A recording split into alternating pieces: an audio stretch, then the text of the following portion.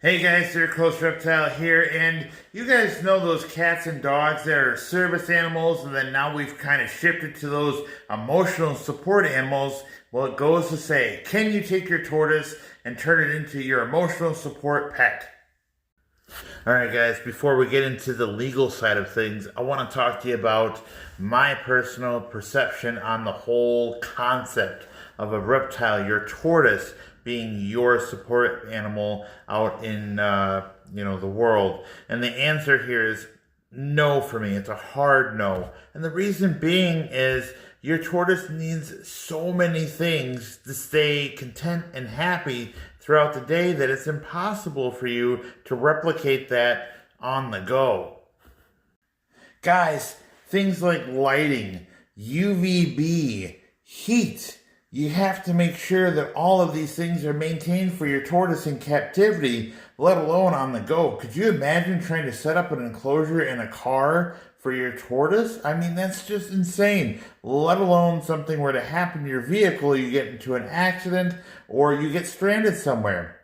Now let's take this into consideration too, guys. Now, if you were to get into one of those scenarios where you are incapable of taking care of your tortoise outside of your home, chances are people in society are not going to know how to take care of that tortoise in comparison to that dog or cat that's a service animal. And that was just, it puts unnecessary strain on your tortoise, which leads me to my next concern. Let's talk about the stress that your tortoise is going to undergo leaving its home and heading out every day. They don't understand what you're trying to do with them. Dogs and cats have a way bigger tolerance for those sort of things in comparison to these tortoises that you have at home. So those are just a few things that I have concerns with. I'm sure there are more that I haven't even highlighted here. But what about a legal standpoint? What about the law? Does the law say you can take your tortoise out and use it as an emotional support pet?